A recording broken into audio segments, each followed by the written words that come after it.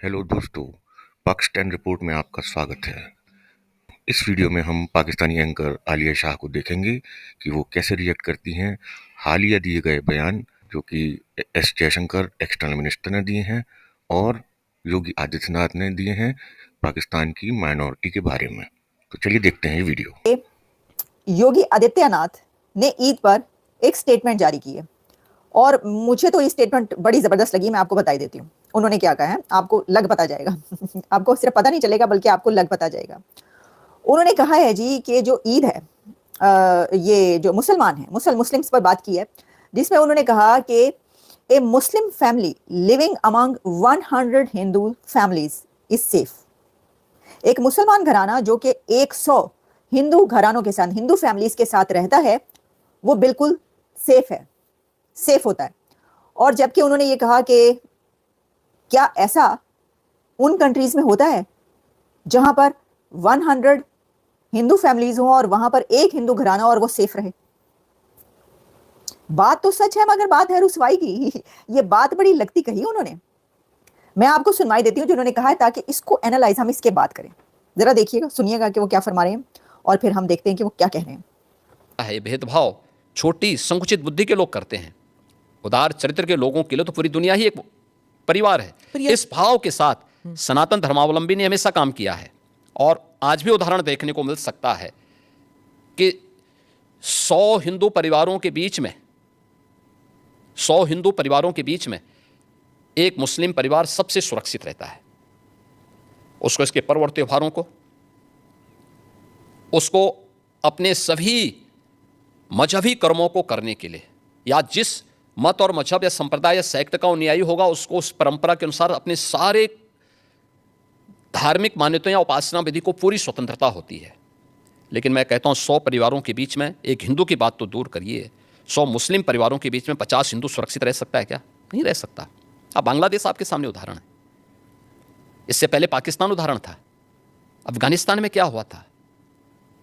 ये चीजें दिखाती हैं और होशियारी यही है कि कहीं धुआं उड़ रहा हो या किसी को ठोकर लग रही हो तो हमें ठोकर लगे इससे पहले हम संभल जाएं। तो वही संभलने के लिए बोला जाता है। हम तो सबके बीच सबको समान भाव से देख रहे हैं। उत्तर प्रदेश में मुसलमान सबसे ज़्यादा सुरक्षित है, सबसे ज़्यादा सुरक्षित है। अगर हिंदू सुरक्षित है तो वह भी सुरक्षित है। अगर दंगे यहाँ यूपी में होते थे जो 2017 के पहले, अगर हिंदू की दुकान जलती थी तो मुसलमान की भी जलती थी, हिंदू का घर जलता था तो मुसलमान की भी जलती थी। और 17 के बाद से दंगे बंद हुए। अगर हिंदू सुरक्षित है तो मुसलमान भी सुरक्षित है। और दूसरा जो मैंने कहा कि इतिहास में कोई उदाहरण नहीं बता सकता कि अपने बल से, अपने वैभव से किसी हिंदू राजा ने किसी देश पर जबरन कब्जा किया हो, कभी नहीं। इतिहास इसका उदाहरण है, आप उठा के देख सकते हैं। भगवान राम लंका में गए और लंका में रावण पर विजय प्राप्त करके लक्ष्मण को वहां के वैभव को देख के थोड़ा मोहित हुए। भगवान राम ने कहा नहीं।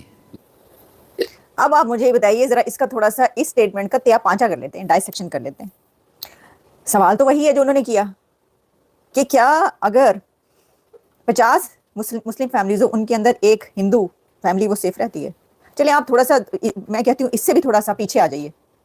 क्या एक मुस्लिम अहमदी फैमिली सेफ रहती है? क्या एक क्रिश्चियन फैमिली सेफ रहती है?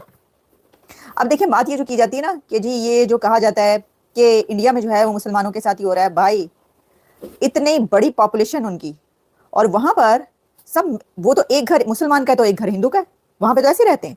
ऐसा नहीं है जिस तरह हम कहते हैं ना पाकिस्तान में हिंदूज कहाँ हैं, तो सिंध में है, सिंध के कुछ इलाकों में हिंदूज हैं। बाकी आप मुझे बता दें कहाँ पर हिंदू होते हैं। मुझे कोई ये बता दे कि हम जहां पर रहते हैं पंजाब से के जितने सिटीज हैं और दूसरे शहरों में, इस्लामाबाद, कराची, कहीं चले जाएं, आपके घर के साथ किसी हिंदू का घर है? नो, नहीं है। उनकी जो बस्तियां हैं, उनके जो घर हैं, उनकी जो रेजिडेंशियल एरियाज अलग हैं। आपको पता ही नहीं होता कि आपके सिटी में कहाँ पर है। अच्छा, इस पे एक तो ये बात कि है ही बहुत कम।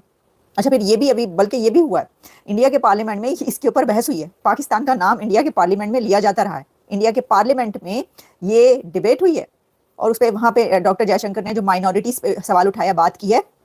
हम जो घटनाएं देखते हैं वे व्यापक हैं। मैं यह नहीं कहूंगा कि वे किसी विशेष क्षेत्र तक सीमित हैं। और हाँ, दुर्भाग्य से इनमें से कई मामलों के सार्वजनिक होने के बावजूद, अंतर्राष्ट्रीय मंचों और निकायों में उठाए जाने के बावजूद पाकिस्तान सरकार अपने अल्पसंख्यकों की सुरक्षा के लिए कोई कार्रवाई नहीं करती है और यह एक ऐसा रुख है जिस पर हम बहुत सार्वजनिक और बहुत स्पष्ट रहे हैं। हम पाकिस्तान में अल्पसंख्यकों के साथ होने वाले व्यवहार पर बहुत बारीकी से नजर रखते हैं। और एक उदाहरण के तौर पर मैं सदन को बताना चाहूंगा कि फरवरी के महीने में ही हिंदू समुदाय के खिलाफ अत्याचार के 10 मामले सामने आए। उनमें से 7 अपहरण और जबरन धर्म परिवर्तन से संबंधित थे, 2 अपहरण से संबंधित थे, 1 होली मना रहे छात्रों के खिलाफ पुलिस कार्रवाई से संबंधित था। पाकिस्तान में सिख समुदाय से संबंधित 3 घटनाएं हुई। एक मामले में एक सिख परिवार पर हमला किया गया। दूसरे मामले में एक पुराने गुरुद्वारे को फिर से खोलने के कारण एक सिख परिवार को धमकाया गया। उस समुदाय की एक लड़की के साथ अपहरण और धर्म परिवर्तन का मामला भी था। अहमदिया समुदाय से संबंधित 2 मामले थे। एक मामले में मस्जिद को सील कर दिया गया था और दूसरे मामले में 40 कब्रों को अलग किया गया था। ईसाई समुदाय से संबंधित एक मामला था जिसमें कथित तौर पर मानसिक रूप से अस्थिर एक ईसाई व्यक्ति पर ईशनिंदा का आरोप लगाया गया था। फिर से 2 हालिया उदाहरण देते हुए महोदय, फरवरी के महीने में संयुक्त राष्ट्र मानवाधिकार परिषद में हमारे प्रतिनिधि ने बताया कि पाकिस्तान एक ऐसा देश है जहां मानवाधिकार, दुर्व्यवहार, अल्पसंख्यकों का उत्पीड़न और लोकतांत्रिक मूल्यों का व्यवस्थित क्षरण राज्य की नीतियां हैं। वे राज्य की नीतियां हैं जो बेशर्मी से संयुक्त राष्ट्र द्वारा स्वीकृत आतंकवादियों को शरण देती हैं और पाकिस्तान किसी को भी उपदेश देने की स्थिति में नहीं है।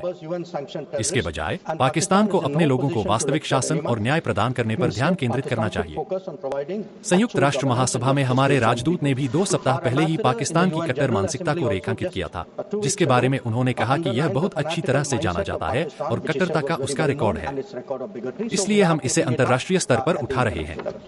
तो जो हिंदू पहले कितने थे और अब कितने रह गए, ठीक है, लेकिन क्योंकि ये हम इस पे पहले भी कई दफा बात कर चुके हैं, ये टॉपिक ऐसा, लेकिन मेरी सवाल इस वक्त ये है, मैं तो इस पे बात कर रही हूँ कि भाई आपको तो पता ही नहीं होता कि आपका सारी जिंदगी हमारी गुजर गई। लाहौर, कराची, इस्लामाबाद, कहीं किसी सिटी में आपने ये देखा हो कि आपको पता हो कि आपकी स्ट्रीट पर, आपके रोड पर, आपका जो मोहल्ला है, आपकी जो रेजिडेंशियल एरिया है, जो कॉलोनी है, वहां पर कौन से घर में हिंदू रहते हैं, हिंदू फैमिली रहती है, या कौन से घर में जो है क्रिश्चियन फैमिली रहती है। क्रिश्चियन का कभी कभी पता होता है, वो भी चुप चुपीते ही रह रहे होते हैं, यानी कोई, और उसमें ये होता है कि उनके साथ बाकी जो मुस्लिम घराने हैं उनकी सेलेक्ट नहीं होती ज्यादा। ये 100% मैं डंके की चोट पर ये कह रही हूँ, ये गलत बात नहीं है, ये हम इस तरह रहते आए हैं। तो बात तो ये है, अगर जब आप ये वाला नक्शा देखते हैं तो इसके मुताबिक ठीक कह रहे हैं आदित्यनाथ, योगी आदित्यनाथ। ऐसा नहीं होता कि वाकयात ना होते वहां पे होता है, लेकिन अगर 1.5 अरब की आबादी में कोई एक वाकया होता है तो उसको आप कंपैरिजन नहीं कर सकते दूसरी तरफ की 24 करोड़ की आबादी में आए दिन जो होता रहता है। जैसा मैंने कहा, आप हिंदुओं को, क्रिश्चियंस तो दूर की बात, आप उनको छोड़ दीजिए, उनके साथ जो कुछ, आप अहमदी मुस्लिम्स है ना, अहमदी मुस्लिम्स की बात कर लें, आप उनको ईद मनाने देंगे खुल के? आप देख रहे हैं कैसे कैसे वाकयात हो रहे हैं, वो अपने घर में धड़ल्ले से ईद मनाएंगे नहीं, छुप छुप के मस्जिदों के मीनार तोड़ देंगे आप जाके, ये कर देंगे वो। तो देखिए, बात तो सही है, बात तो सच है, मगर बात है रुसवाई की बात, तो वो ठीक कह रहे हैं, वो कह रहे हैं कि 100 अगर हिंदू फैमिलीज है, अच्छा वहां पे क्या हो रहा है, दिल्ली हो, मुंबई हो, पूरे महाराष्ट्र से लेकर पूरे भारत में अगर एक घर 10 घर हिंदुओं के हैं तो 10 घर मुसलमानों के भी हैं, वहां पे तो इस तरह रहते हैं लोग। तो और इसमें कोई दो राय नहीं, ऐसा है। तो ये बात सच है, जो वो कह रहे हैं ये बात बिल्कुल सच है। ऐसे त्योहारों पर, ईद हो, दिवाली हो और होली हो, सब मिलकर मनाएं, मिलकर एक दूसरे के त्यौहार सेलिब्रेट करें और सभी जो है वो मजे में रहें। तो होना तो यही चाहिए, लेकिन ऐसा होता नहीं है। तो इस तरह तो होता है।